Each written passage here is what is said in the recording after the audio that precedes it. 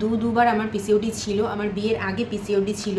পিসিওডির ব্যাপারে ডায়েট কীরকম ফার্স্ট দেখে না আমি মানে একটুখানি অবাক হলাম যে কিভাবে এটা পসিবল। ভীষণ পাজলড হয়ে যাচ্ছিলাম যে কি একটা সিচুয়েশনে এসে গেল, মানে একরকম চলছিল লাইফ, হঠাৎ করে যেন সব কিছু চেঞ্জ। এই প্রবলেমটা অনেকেরই হয়ে থাকে। কান্না পাওয়াটা তো উচিত না, বাচ্চার জন্য ভীষণ বাজে, গায়ে লিটারালি কাটা দিচ্ছে। টাইমটা খুব ডিফিকাল্টভাবে কেটেছে। Hello friends, welcome back to my channel. সবাই আশা করছি খুব ভালো আছো আর গরমে নিজেদের যত্ন নিচ্ছ, আর আমরাও ভালো আছি তোমাদের ব্লেসিংয়ে আর ভগবানের আশীর্বাদে। সত্যি কথা বলতে এই সময় এই পিরিয়ডসে নিজেকে সুস্থ রাখাটা একটা অনেক বড় চ্যালেঞ্জের ব্যাপার।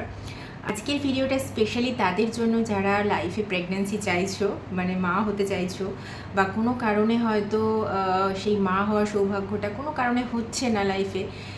তো তাদের জন্য স্পেশালি আমার মনে হয় ভিডিওটা খুব মোটিভেশনের কাজ করবে। হ্যাঁ, কোনো রিকোয়েস্টে কিন্তু আমি এই ভিডিওটা বানাচ্ছি না যে কেউ আমাকে রিকোয়েস্ট করেছে ভিডিওটা বানানোর জন্য, সেরকম কিছু নয়। আমি কিন্তু পার্সোনালি আমার এক্সপিরিয়েন্সটা তোমাদের সাথে শেয়ার করব। সেটা আমার ফার্স্ট, সেকেন্ড এবং থার্ড যে মান্থের ফার্স্ট ট্রাইমেস্টার যেটাকে বলে প্রেগন্যান্সি, তো সেটা তোমাদের সাথে শেয়ার করব। আশা করছি তোমাদের কিছুটা হলেও কেউ রিলেট করবে এই বিষয়টাতে। তো যাই হোক, চলো শুরু করা। ফার্স্ট হয় যে প্রেগন্যান্সি প্রথম জানতে পারা যায়, সেটা হচ্ছে পিরিয়ড মিস হলে তবেই জানতে পারা যায়। একে বলে দিই যে আমার কিন্তু পিসিওডি ছিল, মানে যারা ভাবছো যে যাদের পিসিওডি আছে, প্রেগন্যান্সি আসছে না কোনো কারণে, সেগুলো কিন্তু মানে লাইফ থেকে হাঁটানো যায়। তো আমার পিসিওডি, আমার এটা সেকেন্ড প্রেগন্যান্সি। ফার্স্ট প্রেগন্যান্সি আমার যখন ছিল তার আগেও কিন্তু আমার পিসিওডি ছিল, এবং সেকেন্ড প্রেগন্যান্সির আগেও আমার পিসিওডি ছিল। আর সেটা যে খুব দিনের গ্যাপ ছিল সেরকমটা নয়। আমি কিন্তু আমার লাইফস্টাইল চেঞ্জ করেছি, এক্সারসাইজ, খাওয়া দাওয়া রুটিন চেঞ্জ করে কিন্তু সেই জিনিসটা লাইফ থেকে সরিয়ে দেওয়া গেছে। এবং পিসিওডি না থাকলে তবেই তো প্রেগন্যান্সি আসে, তো সেটাও কিন্তু পসিবল হয়েছে। পিসিওডির বিষয়ে আজকে আমি খুব বেশি ডিটেলসে যাব না, আমি শুধু এক্সপিরিয়েন্সের কথায় যাব। পিসিওডি নিয়ে আমার একটা চ্যানেলে কিন্তু বেশ সুন্দর একটা যোগা রয়েছে, যেটা পিসিওডি থেকে কিভাবে রিলিফ পাওয়া যায় সেটার জন্য। যদি তোমরা চাও যে ডায়েটের ব্যাপারে জানতে, তাহলে আমি ওটা আলাদা করে কখনো ভিডিও তোমাদের সাথে শেয়ার করব। সেটা অবশ্যই নিচে কিন্তু কমেন্টস করো তোমরা, কারণ আমি কিন্তু দুবার আমার পিসিওডি ছিল, আমার বিয়ের আগে পিসিওডি ছিল।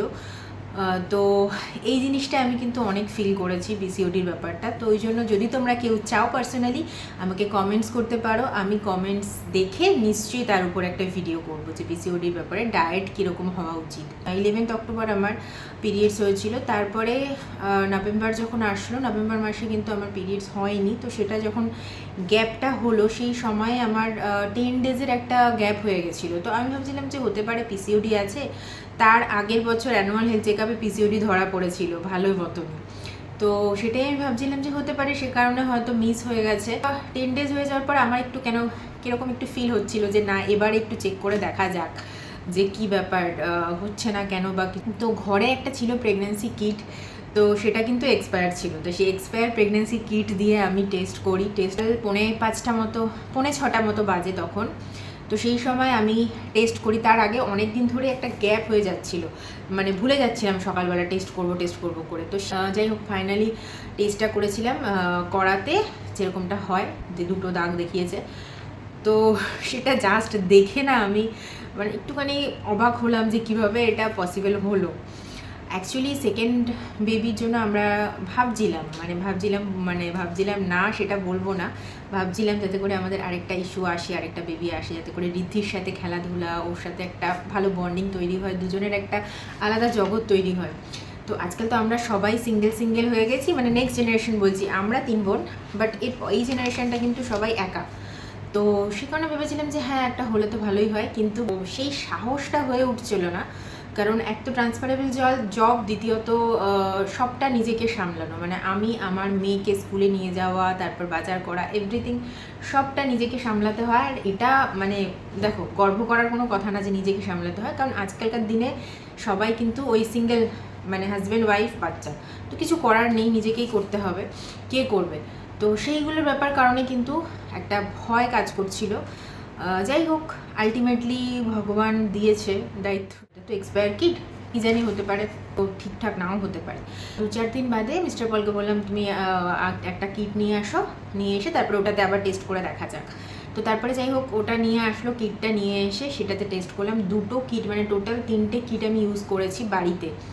তো 3টেতেই কিন্তু পজিটিভ দেখিয়েছে। এবং তারপর ব্লাড টেস্ট করে যেইগুলো দিয়ে মানে যেগুলোর মাধ্যমে জানা যায় মানে আরেকটা ইউরিন টেস্ট হওয়ার জন্য যে সত্যি জিনিসটা আরেকটু শিওর হওয়ার জন্যই আমি আবারও টেস্ট করি, ব্লাড টেস্ট করা হয়, সেখানে ইউরিন টেস্ট হয়, তো সবেতেই মোটামুটি পজিটিভ আসে, তো আমরাও শিওর হয়ে গেছিলাম। আর তার মোটামুটি আমি যবে টেস্ট করেছিলাম তার 4-5 দিন 6 দিনের মাথায় আমার অলরেডি কিন্তু শরীরের ভেতরে একটা আলাদা টাইপের ডিফারেন্ট একটা ফিলিং। আমার ফার্স্ট প্রেগনেন্সির সময় খুব একটা হয়নি, তো আমার না দুটো প্রেগনেন্সির ক্ষেত্রে প্রথম 3-4 মাসের যে ফিলিংসটা সেটা একটু ডিফারেন্ট ছিল।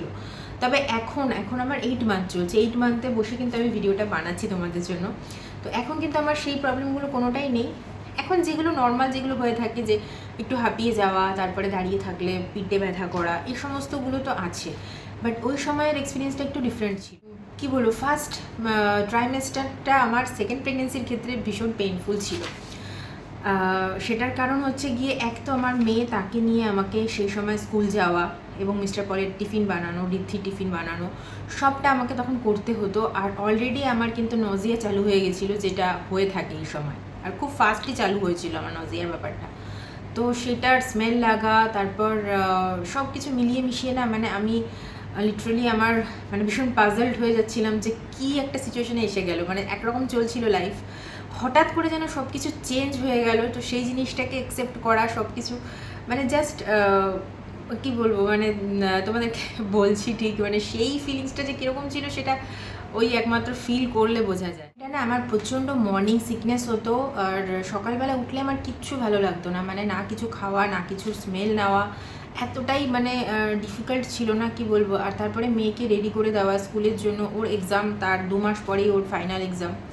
তো এই সমস্ত মিলিয়ে মিশিয়ে আমি প্রচণ্ড পাজেল হয়ে গেছিলাম। তারপরে মিস্টার পলকে বললাম যে তুমি সকালটা ওকে দিয়ে আসো, মানে এই পিরিয়ডসটা অ্যাটলিস্ট কোনোরকমভাবে কাটুক, জানি না কতদিন চলবে, অনেকের ক্ষেত্রে তো 6-7 মাস চলে, বাট আমার ক্ষেত্রে যেটা হয়েছে যে প্রায় 3-3.5 মাস মতো ছিল এই নজিয়া টজিয়ার ব্যাপারগুলো।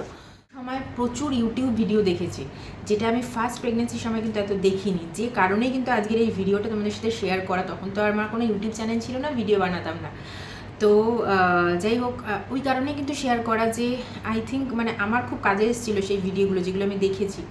অনেকটা মোটিভেট হয়েছি যে হ্যাঁ, শুধু আমার একার নয়, এই প্রবলেমটা অনেকেরই হয়ে থাকে, এই সমস্যাটা অনেকেরই হয়ে থাকে, আর এটা মানে নর্মাল সিচুয়েশন। তো ওই জন্য আমার না আরও তোমাদের সাথে শেয়ার করলে আই থিঙ্ক 2-4 জনেরও যদি মোটিভেশনের কাজ হয়, তাহলে আমার মনে হয় ভিডিওটা বানানো আমার সার্থক, যেহেতু এই জিনিসটা আমি ভালোবাসি, সেটা একটা রিজন। তো যাই হোক, ব্যাক টু টপিক। সেই মর্নিং সিকনেসের ব্যাপারটা হচ্ছিল, তো মিস্টার পলকে বললাম যে তুমি দিয়ে আসো, তারপর নিয়ে আসাটা আমি নিয়ে আসবো, কারণ দিয়ে আসার টাইমটা না শরীর একদম দিচ্ছিল না, মানে আমি পারছিলাম না, লিটারেলি মন শরীর দুটোই মানে এত খারাপ লাগতো, কি বল মানে বলে বোঝাতে পারবো না। আমার লিটারেলি কান্না পেত, কান্না পাওয়াটা তো উচিত না, বাচ্চার জন্য ভীষণ বাজে। তো সেই সময় না আমি অনেক ভিডিও এরকমও দেখতাম যে গর্ভ সংস্কার, যে বাচ্চা পেটে থাকলে কী কী জিনিস করা উচিত, কী কী জিনিস করা উচিত না, তো সবটাই মানে আমি এখন তোমাদের সাথে বলছি না, আমার জাস্ট গায়ে লিটারালি কাঁটা দিচ্ছে, কারণ না মানে ওই টাইমটা খুব ডিফিকাল্টভাবে কেটেছে, কাউকে তো বোঝানোর মতো নয়। তখন যেহেতু আমি একাও ছিলাম, মা ছিল না, কেউই ছিল না, তো মা এসেছিল তার 2.5 মাসের মাথায় এসেছিল, তো ততদিনে অনেকটা কাট ছিল, জাস্ট মানে কেটে উঠছিল বিষয়টা। তো যাই হোক, সেটা পার করলাম, তো মিস্টার পল দিয়ে আসতো, তারপরে আমি আবার যেতাম আনতে। তো আনতে যাওয়ার সময় না আমি ভগবান মানে পুরো রাস্তা জুড়ে আমি শুধু ভগবানকে ডাকতে ডাকতে যেতাম যে ঠাকুর আমার যেন কোনো মানে মাথা না ঘুরিয়ে আমি পড়ে যাই, আর যাই হোক শরীরে সবটা সামনে নেব, যেন মাথা না আমার ঘুরে যায়, যেন মাথা ঘুরে মানে স্কুটি চালাতে চালাতে, বুঝতেই পারছো স্কুটি চালিয়ে আমাকে ওকে আনতে যেতে হবে, তো স্কুটি চালাতে চালাতে যদি মাথা ঘুরে যায় কীরকম ডেঞ্জারাস ব্যাপার হয় সেটা। ভগবানকে আমি একদম মানে সবসময় স্মরণ করতাম যে ঠাকুর আমাকে এই কটা দিন পার করে দাও, যাতে আমি ওকে সুস্থ সবলভাবে নিয়ে আসতে পারি বাড়িতে। তো এইভাবে করে যাই হোক কাটিয়ে দিয়েছিলাম।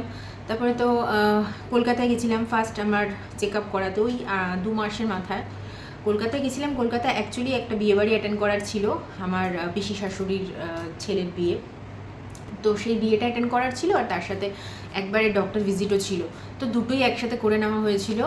আর মানে ডক্টরের কাছে গেছি, তো আমার প্রেগনেন্সিতে তো ফার্স্ট প্রেগনেন্সিতেও কোনো রকমের কোনো প্রবলেম ছিল না, আর টাচুড যে এই প্রেগনেন্সিতেও আমার এখনও অবধি কোনো রকমের কোনো প্রবলেম নেই। মাঝখানে একটা প্রবলেম একটু হতে যাচ্ছিলো, বাট সেটা রিকভারি হয়ে গেছে, সেটা নিয়ে আর এখন ডিটেলসে যাচ্ছি না।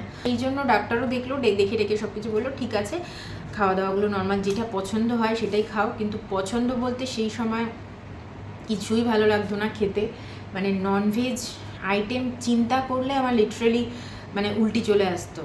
আর মানে খাওয়া তো অনেক দূরের কথা, আর স্মেল নেওয়াও অনেক দূরের কথা।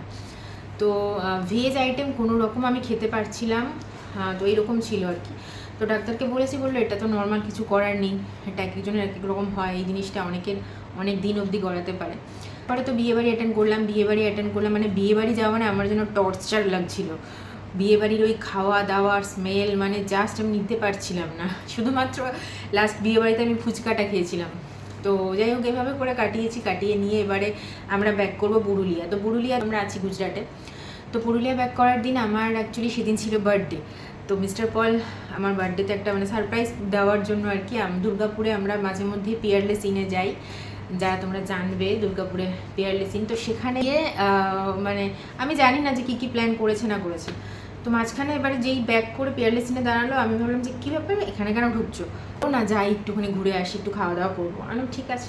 এবার যেই নেবেছি গাড়ি থেকে তখনই আমার উল্টি, মানে কি বলবো, তখনই উল্টি আর শরীর এত খারাপ লাগছিল।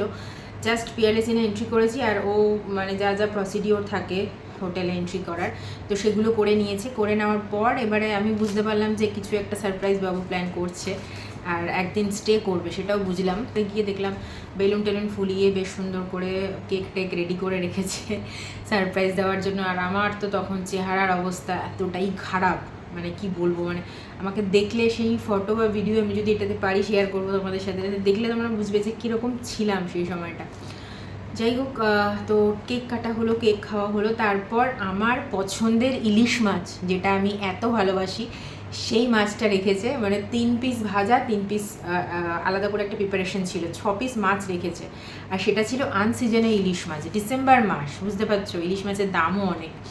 তো আমি যেহেতু ইলিশ মাছ ভালো খাই, তো ওই হিসাবে ও রেখেছে, কিন্তু মাথায় আর অত আসেনি যে আমি তখন ননভেজ খেতে পারছি না, ওর মতো প্ল্যান করেছে। তো আমার সামনে ইলিশ মাছটা সুন্দর করে সাজিয়ে দিয়েছে, তার সাথে কেক যা থাকে সেগুলো ছিল, খাওয়া দাওয়ার বাকি জিনিস। এবার আমি মানে এই সিচুয়েশানটা আমি সারা লাইফে মনে হয় ভুলবো না। ইলিশ মাছ আমার এত পছন্দের মাছ, কি বলবো। তোমরা কারা কারা পছন্দ করো অবশ্যই নিচে কমেন্টস করে জানিও। তো ইলিশ মাছ আমি দেখে জাস্ট আমি বলছি যে সরাও, মানে আমি মুখে বাইট নিতে পারিনি, জাস্ট স্মেলটা আমার নাকে এসছে, ততক্ষণে কিন্তু আমার অসুবিধা হওয়া চালু হয়ে গেছে। এত খারাপও লাগছিল যে আমার জন্য প্ল্যান করেছে, আর সেটা কিছু করার নেই। তো যাই হোক, তো আমার চোখের সামনে থেকে ইলিশ মাছটা সরিয়ে দিল। তারপরে আমাদের অ্যাকচুয়ালি বুফে সিস্টেম ছিল, তো সেখানে আমরা ভেজ, মানে আমি ভেজ আইটেমই মোটামুটি টুকটাক কিছু খেয়েছি। দুপুরটা ভাবে কাটলো। তারপরে তো আমি নিরামিষ একটা খাওয়ার ইসের জন্য ভাবছিলাম যে নিরামিষ কোথায় খাওয়া যায়। বাড়িতে এসে আমার যেটা হচ্ছিল সিদ্ধ ভাত, মানে আমি স্পেশালি সেদ্ধ ভাত খাওয়া চালু করলাম, কারণ আমি কিছু বানাতে পারছিলাম না লিটারেলি। মানে তখন রুটিনটা এরকম ছিল যে মিস্টার পল সকালবেলা ছাতু আর প্রোটিন পাউডার খেয়ে যেত, আর ঋদ্ধির জন্য কোনো রকম কিছু আমি টিফিন একটা বানিয়ে দিতাম, তারপর আমি কিছু একটা খেয়ে নিতাম, মানে ওই কিছু একটা কোনোদিন ব্রেড, কোনোদিন এই সেই করে কাটাতাম। আর দুপুরবেলাটা সেদ্ধ ভাত করতাম, একদম বয়েলড খাবার, সব কিছু দিয়েছি, আলু সেদ্ধ হেনা তেনা দিয়ে, কুমড়ো এ সমস্ত দিয়ে, ঘি দিয়ে, তেলের গন্ধ তো একদম নিতে পারতাম না, তো ঘি দিয়ে সেটা মিক্স করে নিয়ে কোনো রকম খাওয়া। ওটাও একঘেয়ে লাগছে, খাচ্ছি, এই খেয়ে ওঠার পরেই ব্যাস উল্টি পুরো বেরিয়ে গেল। আর তার মধ্যে বাবু মানে ঋদ্ধিকে, ও খুব মানে সত্যি ও খুব ভালো, যে মানে ও খাওয়া দাওয়া নিয়ে কোনো রকম কোনো ঝঞ্ঝাট করেনি আমার সাথে, যে মা এটা বানিয়ে দাও ওটা বানিয়ে দাও। ও বুঝতে পারছিল যে আমি পারছিলাম না, জাস্ট খাওয়ার নিয়ে এসেছি, আর আমাকে দেখে বলছে মা আজকেও তুমি ডিম সেদ্ধ করেছো, ডিমের ঝোল করতে পারলে না। মানে এত খারাপ লেগেছিল কথাটা, মানে আমি কি করব, মানে কিছু করার ছিল না। জাস্ট আমি বললাম না, ফার্স্ট মানে প্রথম 3 মাসটা আমার ভীষণ ডিফিকাল্ট গেছে, কিছু করার নেই। মিস্টার পল তার অফিস থেকে ছুটি নিয়ে আমার জন্য করতে পারবে না, না সেটা করা সম্ভবও নয়। তো ও অফিসে দুপুরটা খেয়ে নিত, আর আমরা এইভাবে কাটাতাম। আর দিন আমি নিরামিষ হোটেল খুঁজেছি পুরুলিয়ায়, তো সেখানে মানে আমাদের জায়গাটা ছিল রঘুনাথপুর, তো সেখানে খুঁজে খাওয়া নিরামিষ হোটেল থেকে একদিন এনেছি, ওই একদিনই ভালো লেগেছে, তারপরের থেকে আর ভালো লাগেনি। তো আর তারপর আমার খাওয়া দাওয়া যেহেতু এতটা কমে গেছিলো, আমি খেতে পারতাম না, খেলেই বমি করে ফেলতাম, তো সে কারণে আমার ওয়েটও অনেকটা কমে গেছিলো, মানে ওয়েট লস আমি করে ফেলেছিলাম, মানে প্রত্যেক সপ্তাহে আমার 1-1.5 কেজি করে কমে যাচ্ছিলো, মানে সেটা মানে খুবই বাজে একটা সিচুয়েশন, কারণ প্রেগনেন্সিতে ওয়েট কমে যাওয়া মানে বুঝতে পারছো বাজে ব্যাপার হয়। তো যাই হোক ওয়েট কমতে থাকছিল, মানে সেটা নিয়ে একটা প্রচণ্ড টেনশন চিন্তা হচ্ছিল কি করব না করবো, মানে আমি মানে এরকম রোগা হয়ে যাচ্ছিলাম। এমনিতেও আমি ওয়েট লস করেছিলাম, কারণ আমার যারা তোমরা আমার ভিডিও দেখো তারা জানবে যে আমি যোগা ভিডিও মানে এই চ্যানেলে যোগা ভিডিও দিয়ে থাকি, বেশ কিছু ওয়েট লসেরও আমার এখানে চ্যানেলে রয়েছে, ওয়েট লস কীভাবে করেছি না করেছি। তো ওয়েট লস তো করেছিলাম, সেটা ঠিক ছিল, বাট প্রেগনেন্সি আসাতে আমি আরও রোগা হয়ে গেছিলাম। তারপরে তো মা আসলো, সেই সময় আমি 3-4 মাস কোনো ভিডিও দিতে পারিনি ইউটিউবে। তো সেই টাইমটাকে পার করে নিয়ে এসেছি, মানে সত্যি কথা বলতে আমি ভাবিনি যে এত তাড়াতাড়ি ঠিক হয়ে যাবে, মানে 3 মাস 3.5 মাসের মধ্যে বিষয়টা মোটামুটি ক্লিয়ার হয়ে যাবে। হয়ে গিয়ে তারপরে তো মা আসার 15 দিনের মাথায় আমি মোটামুটি সব কিছু খেতে পারতাম, মাছও খাচ্ছিলাম সেই সময়, তবে ওই পেঁয়াজের স্মেলটা তখনও নিতে পারতাম না। আর সেই সময় এত বিয়েবাড়ির সিজন, ডিসেম্বর মাস বুঝতেই পারছো, বিয়েবাড়ি ডিসেম্বর, নভেম্বর ডিসেম্বর মান্থ, যেটা নভেম্বর ডিসেম্বর জানুয়ারি, এগুলো তো বিয়ের একটা এখন পিক টাইম না, খাওয়ার দাওয়ারের এত স্মেল চারপাশ থেকে আসতো, আর ওটা যে আমার জন্য কি অত্যাচারের ব্যাপার লাগতো, এত টর্চার লাগতো, মানে সেটা সাংঘাতিক ব্যাপার আর কি।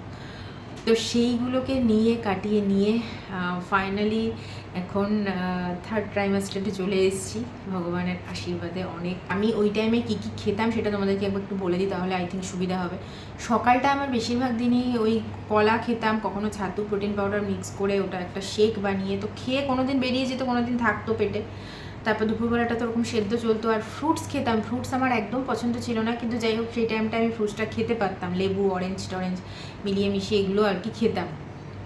তো ফলটা খাওয়া হতো, আর অবশ্যই কিন্তু আমার সাপ্লিমেন্ট চলতো, আমার আয়রন ক্যালসিয়াম এই সমস্ত সাপ্লিমেন্টগুলো কিন্তু আমার চলতো, তার সাথে প্রোটিন চলতো, তো সবই চলতো। কখনো বমি করতাম, বমিটা প্রচুর হয়েছিল, তো সে কারণে খাবার দাবারের ব্যাপারটা মানে শরীরে কম লাগতো, কিছু করার নেই। তোমরা যারা ভিডিওটা দেখছো তাদের জন্য এটাই বলবো যে যাদেরই এই ফার্স্ট ট্রাইমেস্টার পিরিয়ডটা চলছে তারা ভয় পেও না। এই টাইমটা না অনেক রকম ভয়ও কাজ করে মনের ভেতরে, কিন্তু সবসময় পজিটিভ থাকার চেষ্টা করবে। আর ফোন তো আজকাল আমাদের কাছে ইজি অ্যাভেলেবেল, তো ফোনের মধ্যে ইউটিউবে অনেক টাইপের ভালো ভালো ভিডিও, ভগবানের কথা থাকে, তারপরে গর্ভ সংস্কার বলে থাকে, সেই ভিডিওগুলো দেখতে পারো তোমরা। আর যেগুলো পজিটিভ টক এই সময় শোনা উচিত, সেগুলো পুরো কোনো রকমের নেগেটিভ জিনিসের মধ্যে না যাওয়া। আর যদিও বা কখনো ইমোশনের থ্রুতে কান্না বেরিয়ে যায়, তো সেটা তো কিছু করার নেই, তো তৎক্ষণাৎ মানে 2-3 মিনিটের মধ্যে নিজেকে বুঝিয়ে ঠিক করা যে এটা নর্মাল প্রসেস। তো এইভাবে করে কিন্তু ফার্স্ট মোটামুটি বেশিরভাগ মানুষেরই যেটা হয় যে ফার্স্ট ট্রাইমেস্টারটা এইগুলো কাটে, মানে এই জিনিসগুলো হয়, তারপরে আস্তে আস্তে জিনিসগুলো কিওর হয়ে যায়। সেটা খুব কম পার্সেন্টেজে থাকে, যে পুরো অনেকের ক্ষেত্রে 6-7 মাস অবধি এই বিষয়গুলো থাকে, কিন্তু মোটামুটি 3 মাস থাকে। তো ওই জন্য ভয় পাবে না যারা তোমরা অলরেডি কনসিভ করে গেছো, বা যারা কনসিভ করোনি তারাও প্ল্যানিং করো, সব হবে। মানে শরীরটাকে যদি ঠিক রাখা যায়, এভরিথিং ইজ পসিবল। আমার সেকেন্ড প্রেগনেন্সি, আমার এখন এজ 34, ফার্স্ট আমার যে বেবি সে কিন্তু 29-এ হয়েছিল। মোটামুটি ওই এদের দুজনের মাঝখানে 6 ইয়ার্সের একটা গ্যাপ হবে। তবে পার্সোনালি আমার এখনের যেটা বলতে পারো, দুটো চাইল্ড থাকা ভালো।